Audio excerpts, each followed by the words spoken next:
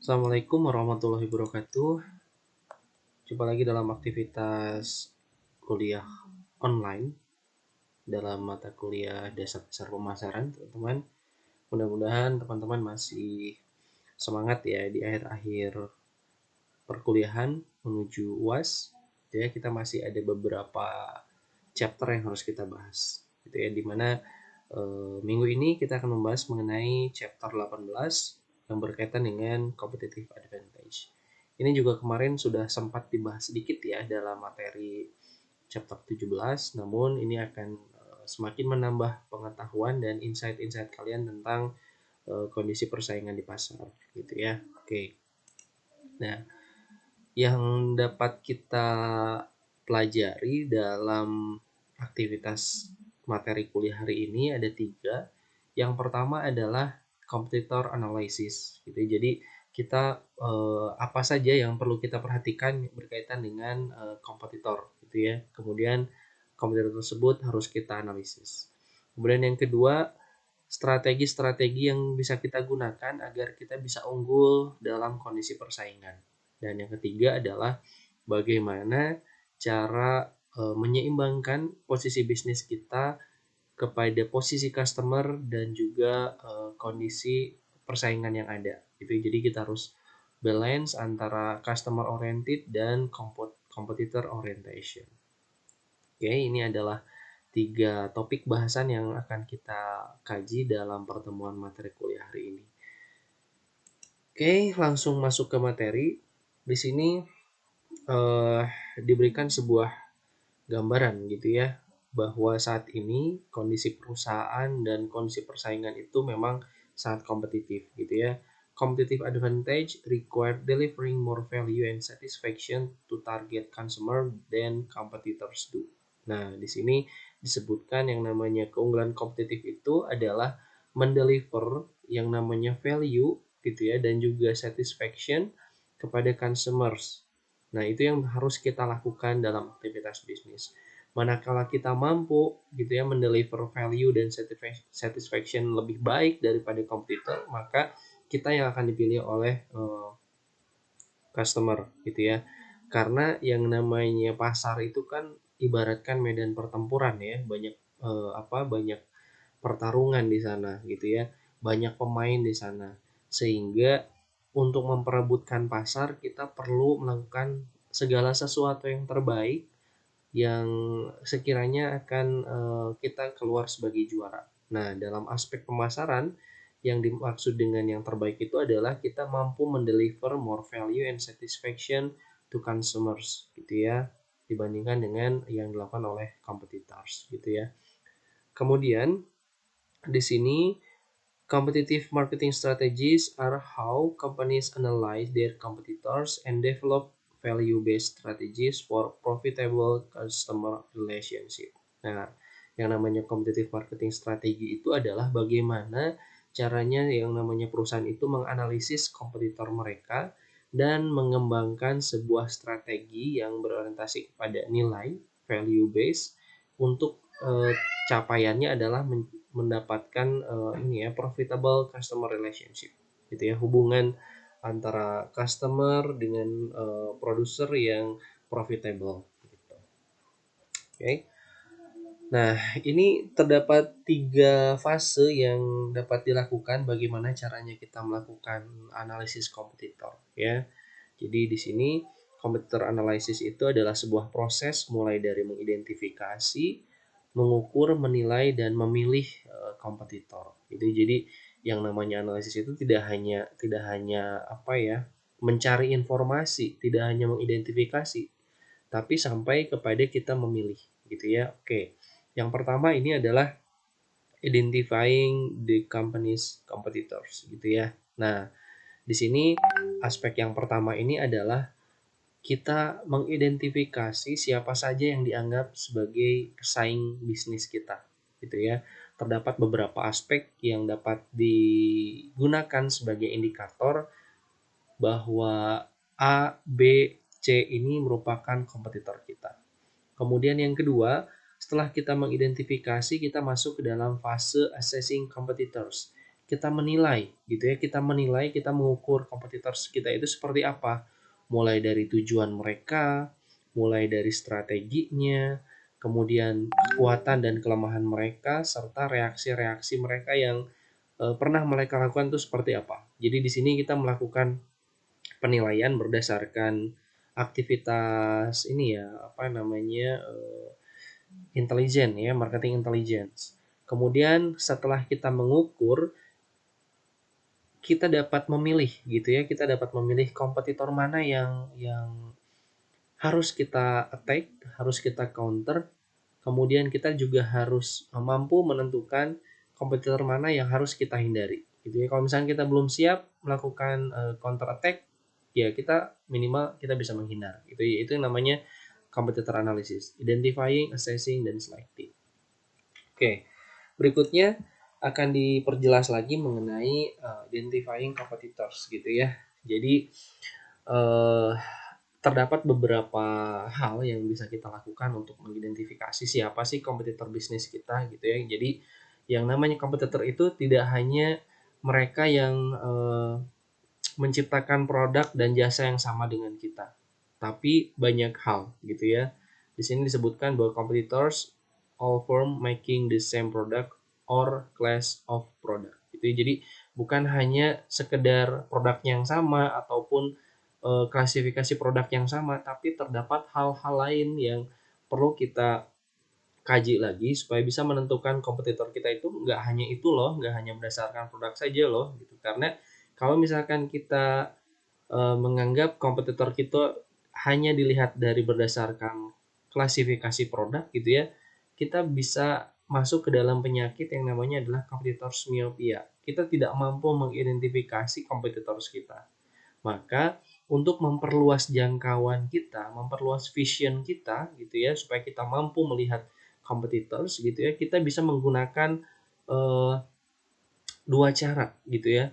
Yang pertama adalah menggunakan industry point of view dan yang kedua adalah menggunakan market point of view. Nah, dengan menggunakan dua cara ini, maka yang namanya competitors untuk bisnis kita itu akan semakin terbuka, akan semakin jelas. Kita tidak lagi miopia, kita tidak lagi rabun gitu ya, tidak lagi mampu melihat gitu. Tapi kita bisa dengan jelas, oh iya ini adalah competitors kita. Yang pertama adalah berdasarkan industry point of view. Nah, di sini disebutkan dalam menggunakan industry point of view ini adalah yang dianggap sebagai competitors itu adalah all firm making product that supply and the same service. Jadi bukan hanya berdasarkan produk saja. Jika dilihat dari segi industri, ya produk masuk, tapi juga ditunjang dengan supply dan service yang sama gitu ya. Mereka melakukan distribusi yang sama, mereka melakukan layanan yang sama. Nah, itu adalah berkaitan dengan industry point of view. Dan yang kedua adalah market point of view. Nah, di sini diperluas lagi nih cara pandang kita terhadap kompetitor. Jadi tidak hanya produk saja, tidak hanya distribusinya, tidak hanya servisnya yang sama, tapi juga eh, siapa saja yang mereka yang menganggap consumernya sama gitu ya, all firm competing for the same consumers dollars gitu. Jadi mereka yang menargetkan consumer sama berarti itu adalah competitors kita. Nah, contohnya di sini ada contoh perbedaan nih antara yang menggunakan industry point of view dan market point of view. Nah, yang pertama adalah ini yang atas. Ini adalah contoh dari industri point of view. Ketika Google gitu ya mendefinisikan bahwa industri mereka adalah industri search engine provider, maka Google ini dapat mengidentifikasi bahwa kompetitor mereka adalah Yahoo, kemudian Bing, kemudian ada search engine provider yang lain. Nah, ini dalam hal search engine provider yang dilihat secara industri point of view. Tapi akan lain halnya jika Google ini melihat kompetitornya berdasarkan market point of view. Di sini yang akan muncul akan lebih banyak lagi gitu ya, karena bukan hanya dari segi search engine provider saja, tapi market needs-nya. Market needs yang membutuhkan layanan Google itu siapa saja yang serupa. Ternyata ada yang namanya iOS ya, ada yang namanya Apple, kemudian Samsung, ada Microsoft, ada Facebook. Jadi di sini makin banyak nih ketika market point of view-nya digunakan. Jadi kita melihat pasarnya sama. Jadi berdasarkan market point of view itu adalah customer-nya siapa sih yang membutuhkan layanan kita? Customer-nya siapa sih yang membutuhkan layanan serupa dengan kita? Kemudian siapa-siapa saja sih yang menjangkau customer dalam aspek tersebut? Nah, itu dijadikan kompetitor. Jadi dengan menggunakan dua cara pandang ini, industry point of view dan market point of view, kita bisa mendefinisikan siapa kompetitor kita. Semakin banyak kita bisa melisting kompetitor kita, itu akan semakin bagus untuk antisipasi kita terhadap competitors, terhadap kondisi persaingan pasar, gitu ya. Oke, berikutnya akan kita cek bagaimana mengakses sebuah ataupun beberapa competitors, gitu ya. Kita mengakses ataupun kita menilai, mengukur dari apa saja sih kompetitor tersebut harus kita ukur. Yang pertama, kompetitor tersebut harus kita ukur berdasarkan tujuannya. Nah, tujuannya ini dapat kita lihat mereka tujuan untuk keuntungannya bagaimana. Kemudian kondisi perkembangan market share-nya seperti apa. Kemudian tujuan mereka terhadap cash flow-nya seperti apa. Kemudian orientasi mereka terhadap teknologinya seperti apa. Kemudian orientasi mereka terhadap pelayanan seperti apa. Nah, ini adalah berkaitan dengan competitors objective. Kita harus cari informasi berdasarkan data-data yang akurat, data-data yang valid dan reliable agar kita bisa mendapatkan informasi tentang tujuan-tujuan dari berbagai kompetitor yang kita counter, gitu ya. Kemudian yang kedua, gitu ya, selain kompetitor objektif, yang perlu kita nilai, yang perlu kita ketahui itu adalah kompetitor strategis, gitu ya. Kita perlu tahu strategi yang mereka lakukan itu seperti apa. Strategi yang paling kuat dari mereka untuk menghadapi persaingannya itu seperti apa. Itu. Karena di sini sangat penting ketika kita sudah mengetahui, oh iya, strategi kompetitor kita itu menggunakan cara XYZ, itu adalah strategi yang paling kuat. Kita bisa mengantisipasinya. Kalau misalkan tadi eh, ini sangat kuat banget strateginya, nggak bisa kita counter, nggak bisa kita lawan, ya berarti kita harus tentukan bagaimana antisipasi terhadap kompetitor yang satu ini. Gitu. Nah, kemudian yang ketiga yang perlu kita cari datanya dari kompetitor itu adalah strength and weakness-nya, gitu ya. Strength and weakness-nya. Apa yang menjadi sebuah kekuatan dari kompetitor dan apa yang menjadi kelemahan dari kompetitor tersebut, gitu ya. Nah, ini bisa kita gunakan untuk benchmarking, gitu ya.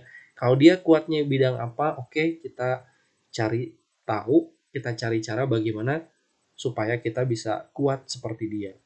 Kemudian ketika menemukan kelemahannya, kita bisa antisipasi bagaimana sampai jangan sampai kita seperti lemah seperti mereka, gitu ya. Dan yang terakhir adalah yang perlu kita ketahui adalah reaction mereka. Reaction mereka terhadap pasar, gitu ya. Apa yang mereka lakukan ketika terjadi sebuah perebutan pasar? Apa yang mereka lakukan, reaksi seperti apa, dan itu harus kita ketahui. Ini juga penting untuk kita data sehingga kita bisa mengantisipasi bagaimana posisi kita terhadap kompetitor kita, gitu ya. Jadi ada 4, ada competitors objective, ada competitor strategies, competitor strength and weakness, dan reaction of competitors, gitu ya. Dan yang terakhir dalam competitor analysis ini adalah mengenai selecting competitors, gitu ya, to attack and avoid. Nah, berdasarkan tadi data yang kita lakukan di step kedua ya, dalam assessing competitor, kita tahu banyak data yang kita kumpulkan dan di sanalah, gitu ya, kita mengantisipasi seperti apa strategi yang harus kita lakukan, gitu. Nah, berdasarkan data tersebut kita harus memilih, gitu ya, competitors mana yang kita lawan, gitu ya, kita attack, dan competitors mana yang perlu kita hindari. Kalau misalkan berdasarkan data tadi, competitorsnya ada beberapa yang kuat dan ada beberapa yang lemah. Berarti yang lemah ini bisa kita attack dan yang kuat ini bisa kita hindari. Sampai akhirnya kita bisa menyusun strategi untuk mengalahkan kompetitor kita yang memiliki strategi kuat gitu. Untuk selecting competitor analysis ini kita bisa tentukan strong or weak competitors. Nah, strong or weak competitors bisa kita tentukan berdasarkan customer value analysisnya. Kita analisis customer value-nya. Kalau misalkan kompetitor kita memiliki customer value yang tinggi gitu ya, dia menciptakan customer value yang sangat kuat gitu ya, customer-nya engage banget terhadap perusahaannya, berarti dia ada dalam kondisi yang strong. Tapi kalau misalkan customer value-nya rendah gitu ya, customer itu mudah aja switch dari satu perusahaan ke perusahaan lain. Nah, berarti itu adalah weak competitors gitu ya, weak competitors. Nah, itu adalah kategori yang pertama. Kategori yang kedua adalah bisa kita klasifikasikan competitors itu adalah competitors yang good or bad competitors. Nah, di sini yang namanya competitors ternyata tidak selalu bad gitu ya, tidak selalu competitors itu buruk untuk kita, tapi ada juga yang namanya competitors yang bagus. Nah, contohnya adalah antara iPad dan Kindle ini. Yang pertama keluar ini adalah Kindle gitu ya. Kindle ini diproduksi oleh Amazon untuk membuka e-book, untuk membuka buku online gitu ya. Mereka launch lebih dulu, mereka diluncurkan terlebih dahulu. Kemudian tahun berikutnya Apple ini mengeluarkan namanya iPad. Nah, banyak orang pada saat peluncuran iPad ini menyatakan bahwa iPad ini akan menjadi market killer gitu ya, akan menjadi produk killer bagi Kindle. Tapi ternyata kondisinya lain gitu ya. Dengan munculnya iPad dengan harga yang mahal gitu ya, justru menjadi boosting market untuk Kindle gitu ya. Jadi orang itu lebih aware, oh ya saat ini kita butuh tablet gitu, butuh tablet. Tapi apa ya, ketika melihat Apple iPad-nya mahal, justru pasar itu akan beralih kepada Kindle yang harganya lebih murah. Nah, inilah yang disebut dengan good competitors gitu. Kemudian yang kedua, ini ada bad competitors. Bad competitors itu contohnya adalah digital newspaper, digital apa ya, informasi digital, majalah digital dengan traditional newspaper gitu ya, surat kabar cetak biasa gitu. Ini kan adalah kompetitor yang sangat buruk gitu ya. Sekarang yang namanya orang nggak butuh lagi yang namanya surat kabar cetak, tapi mereka lebih memilih surat kabar yang digital gitu ya. Oke, berikutnya adalah dengan competitive strategies gitu ya. Bagaimana caranya kita dapat meramu sebuah strategi kompetitif yang pas untuk kita lakukan di pasar gitu ya. Ada beberapa pendekatan untuk mencapai sebuah kompetitif strategis. Ada beberapa pendekatan untuk menemukan sebuah marketing strategis ketika menghadapi sebuah persaingan. Nah, ini mungkin bentuknya seperti fase ya, tahapan ya. Ini adalah yang pertama, kemudian setelah yang pertama ini dilalui, kita masuk fase yang kedua, dan fase yang kedua setelah selesai, kita masuk ke dalam fase yang ketiga. Nah, fase yang pertama ini adalah entrepreneurial marketing gitu ya. Sini mungkin contohnya adalah pada saat apa ya, kita membuat bisnis baru berjalan gitu ya, bisnisnya baru baru aktif, pasti kita akan melakukan yang namanya flexible strategies gitu ya. Kita akan mengukur peluangnya seperti apa, dan kita akan membuat konsep, kita akan membuat konstruksi bagaimana caranya mendapatkan peluang tersebut. Nah, itu disebut dengan flexible strategis gitu ya. Ketika kita baru memulai sebuah usaha kita pasti akan mengukur peluang. Oh ya, di sana peluangnya dan bagaimana cara mendapatkannya. Dan pasti untuk mendapatkan peluang tersebut kita menciptakan sebuah strategi, mengimplementasikan strategi, tapi itu masih fleksibel. Bisa tarik ulur dulu, kemudian bisa naik turun dulu, pokoknya yang sesuai bagaimana caranya kita mengejar peluang tersebut. Nah, kemudian ketika fase entrepreneurial marketing ini selesai gitu ya, misalkan bisnisnya tadi sudah mulai cukup mapan nih. Nah, berarti masuk ke dalam fase formulated marketing. Nah, di sini dilakukan developing formal marketing strategies. Kita mulai mampu meramu strategi pemasaran yang cocok, yang sesuai. Karena di sini kita sudah berjalan misalkan 3 tahun, kemudian kita sudah punya modal, pengetahuan kita terhadap pasar juga sudah semakin baik, makanya kita mampu melakukan formulated marketing gitu ya. Nah, kemudian setelah semakin mapan lagi perusahaannya, bisnisnya, maka masuklah kita ke dalam fase entrepreneurial marketing. Intinya sih balik lagi kepada entrepreneurial spirit gitu ya. Balik lagi ke awal gitu. Kalau awal kan ini masih fleksibel ya, tapi dalam entrepreneurial marketing ini ketika perusahaan sudah semakin mapan, sudah semakin besar, kita memerlukan cara-cara yang eh ini ya, cara-cara yang inovatif, cara-cara yang kreatif gitu ya, dengan cara melakukan refreshing marketing strategis. Caranya adalah dengan mengedepankan semangat-semangat entrepreneurial gitu ya. Kita minta karyawan-karyawan kita minta bagian-bagian marketing kita supaya lebih kreatif lagi, supaya lebih inovatif lagi menciptakan marketing strategis. Nah, ini adalah fase bagaimana kita mengembangkan sebuah competitive strategis, mulai dari entrepreneurial marketing, kemudian masuk ke dalam formulated marketing, dan yang terakhir adalah entrepreneurial marketing. Yang dibutuhkan adalah entrepreneurial spirit dari internalnya. Oke, berikutnya kita cek mengenai basic competitive strategies dari Michael Porter, gitu ya.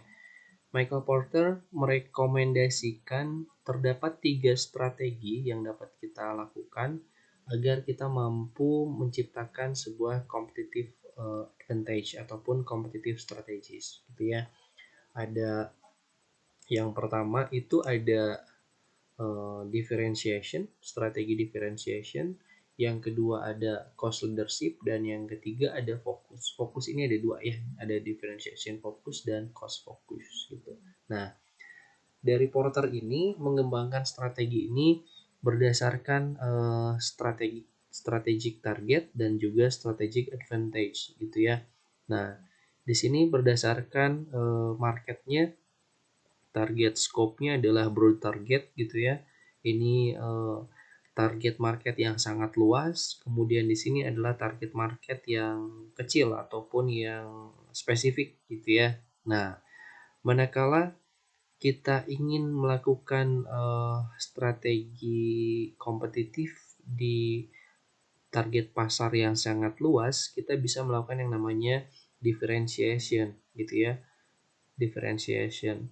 Nah, differentiation ini adalah strategi agar kita itu terlihat unik gitu ya. Terlihat unik, terlihat berbeda dengan produk-produk yang ada di pasar. Kemudian yang kedua, strategi yang bisa kita lakukan apabila kita ingin menjangkau broad target itu adalah cost leadership gitu ya. Cost leadership. Nah, di sini artinya adalah dia dari segi harga dia sangat unggul. Dan strategi yang ketiga adalah fokus. Fokus ini basicnya adalah target marketnya adalah narrow gitu ya. Target marketnya adalah spesifik, sehingga mereka bisa fokus mengembangkan produk dari segi kualitasnya, dari layanannya, karena mereka hanya melayani target market yang spesifik gitu ya. Nah, di sini disebutkan yang namanya perusahaan itu akan sukses apabila mereka menggunakan salah satu strategi gitu ya. Apakah itu differentiation, apakah cost leadership, ataupun fokus gitu ya. Apabila terdapat sebuah perusahaan yang tidak melakukan salah satu dari ketiga strategi ini, maka perusahaan tersebut akan gagal, katanya seperti itu ya. Oke. Berikutnya ini adalah sedikit penjelasan mengenai overall cost leadership strategy. A company achieve the lowest production and distribution cost and allow it to lower its price and gain market shares. Jadi perusahaan itu bisa menerapkan yang namanya cost leadership strategi apabila mereka mampu menciptakan harga yang terendah. Nah, gimana caranya mereka bisa menciptakan harga yang terendah?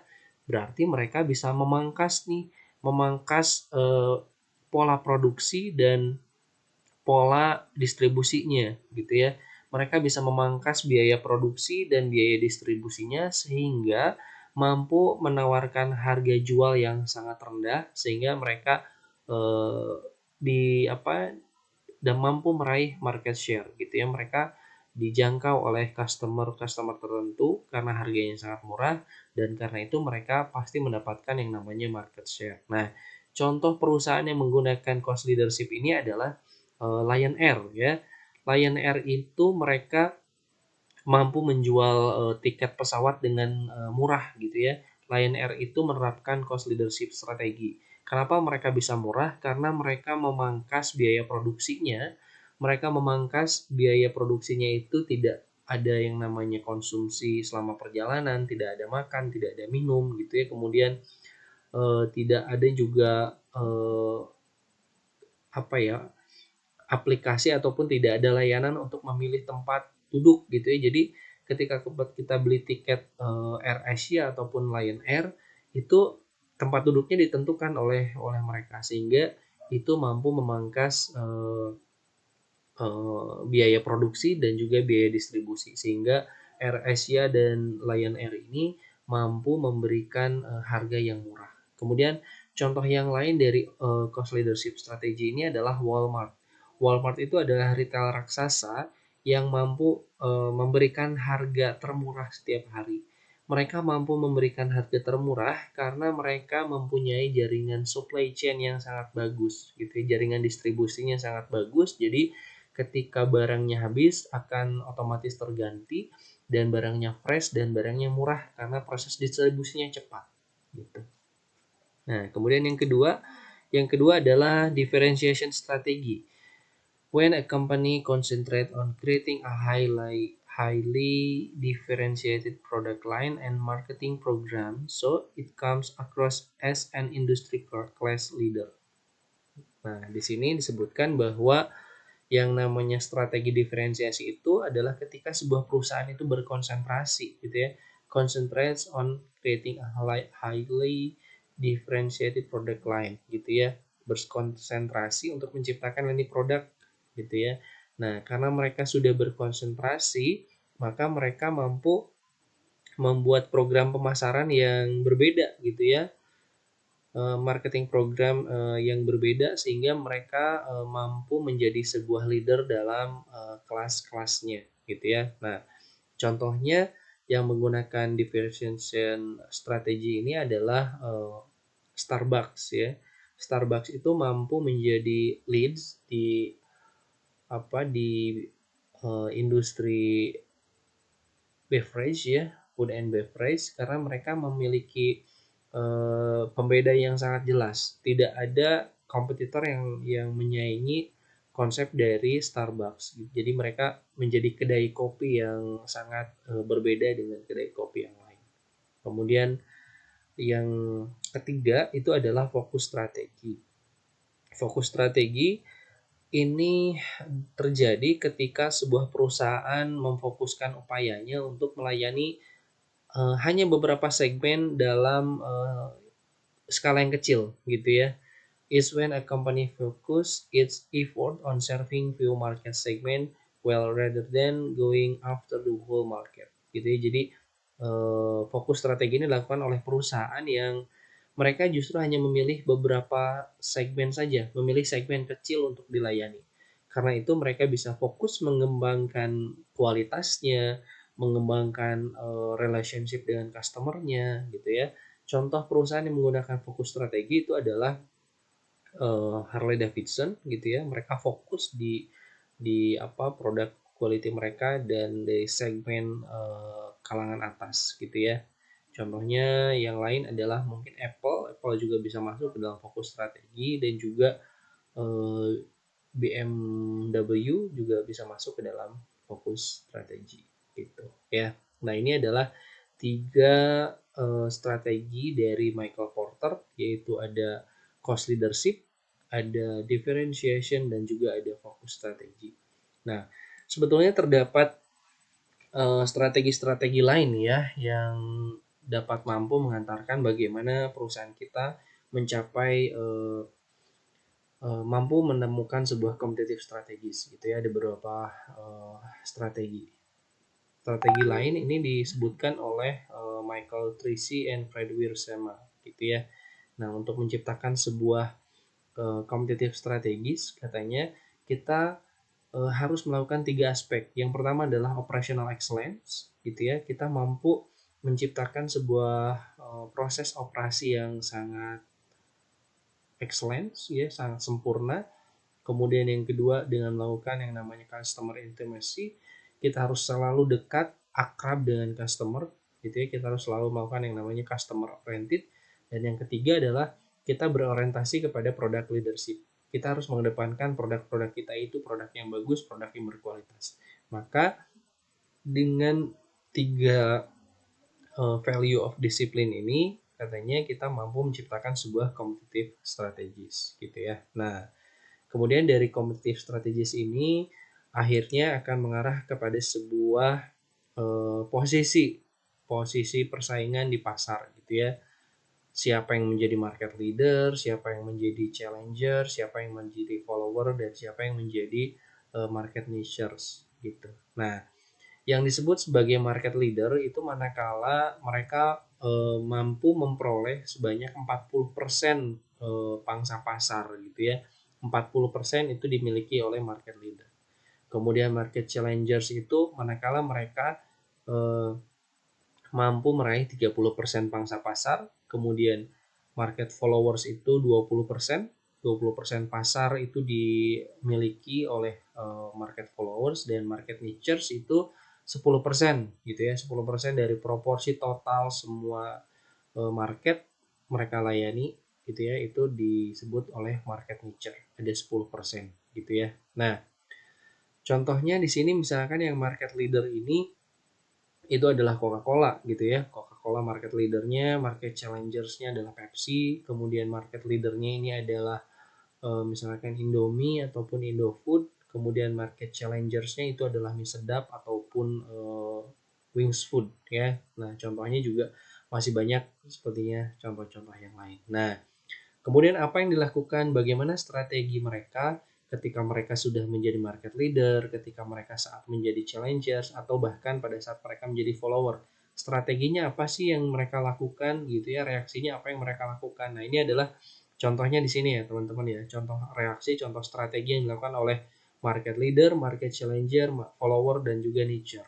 Nah, untuk market leader yang mereka lakukan itu adalah expanding total market gitu ya. Mereka terus memperbesar jumlah jangkauan pasar mereka, terus menambah jumlah customer mereka. Kemudian yang mereka lakukan juga menjaga, memprotect market share gitu ya, melindungi market share mereka agar tidak diambil oleh market challengers gitu ya. Kemudian yang ketiga adalah market share-nya juga ditambah gitu ya. Nah, berarti di sini ini adalah 3 aktivitas yang harus dilakukan oleh market leader. Kemudian apa yang dilakukan oleh market challenger strategis gitu ya, strategi yang dilakukan oleh market challengers berarti mereka adalah full frontal attack gitu ya. Mereka secara langsung mengcounter dari market leader gitu ya. Ketika market leader meluncurkan sebuah produk, market challenger juga mengcounter dengan produk yang baru. Kemudian ada produk yang lain di counter lagi dengan produk yang baru dari market challengers. Nah, itu adalah full frontal attack. Kemudian yang mereka lakukan juga adalah indirect attack. Nah, itu adalah dengan market challenger. Kemudian yang berikutnya adalah market follower strategies. Yang mereka lakukan itu adalah mengikuti dari dekat gitu ya, follow closely, dan mereka juga mengikuti dari jarak jauh gitu ya. Mereka cukup dengan hanya mengikuti followers gitu ya, cukup mengikuti market leader, mereka menjadi follower, mereka sudah cukup gitu. Sementara yang dilakukan oleh market niche strateginya itu adalah mereka selalu berorientasi pada customer gitu ya. Mereka berorientasi pada pasar yang sedikit gitu dengan mengedepankan kualitas, kemudian harga dan layanan kepada target market mereka yang sangat spesifik gitu ya. Ini sangat fokus di sini. Oke, nah itu adalah posisi dari competitive position. Dan yang terakhir ini adalah bicara mengenai balancing customer and competitor orientation. Nah, di sini perlu ditekankan sekali lagi bahwa yang namanya aktivitas bisnis yang baik itu adalah aktivitas bisnis yang mampu menyeimbangkan antara kondisi persaingan dan juga kondisi customer gitu ya. Bukan berarti kita market leader kemudian kita tidak bisa meninggalkan kompetitor kita. Bukan berarti kita menjadi leader, kita terus diminati produknya oleh customer gitu ya. Kita bisa saja ditinggalkan oleh customer-customer kita meskipun pada saat kita menjadi leader. Makanya kita harus selalu mengantisipasi, kita harus selalu menyeimbangkan bagaimana posisi bisnis kita di antara customer dan juga di antara kompetitor gitu ya. Nah, yang paling bagus gitu ya adalah ini gitu ya, market orientation. Karena dengan melakukan market orientation itu pertama kita pasti melakukan yang namanya customer center gitu ya. Karena kita berpedoman pada market, di market itu ada siapa sih? Ternyata ada customer, berarti segala keinginan customer itu adalah keinginan market gitu. Berarti kita harus mengembangkan produk dan jasa yang kita rancang mengikuti kepada customer. Nah, kemudian kita juga harus perhatikan kompetitor kita. Mereka mengcounter dari cara mana nih, dari bidang mana, dari sisi mana, supaya kita bisa antisipasi. Kita bisa jangan sampai kita lengah gitu ya ketika kita sudah ada di market leader, tapi kita tidak memprotek pangsa pasar kita. Karena yang namanya kompetitor akan berusaha dari sisi manapun untuk menggerogoti yang namanya pangsa pasar kita. Makanya kita juga harus berorientasi kepada kompetitor gitu ya. Nah, di sini ada berupa matrik ya. Matrik di sana yang di atas itu adalah customer center gitu ya, yang di bawah ini ada competitor center. Gitu, ini adalah berupa matrik. Secara garis besar simpulannya adalah seperti tadi ya. Oke, terima kasih teman-teman atas aktivitas kuliah learningnya. Mudah-mudahan apa yang saya jelaskan ini bermanfaat. Tolong dilengkapi lagi pengetahuannya dengan cara membaca kembali buku textbook dari Kotlernya ya. Kemudian lakukan aktivitas belajar mandiri dengan menambah pengetahuan dengan browsing, searching yang berkaitan dengan competitive advantage ini ya. Terima kasih sekali lagi saya sampaikan. Assalamualaikum warahmatullahi wabarakatuh.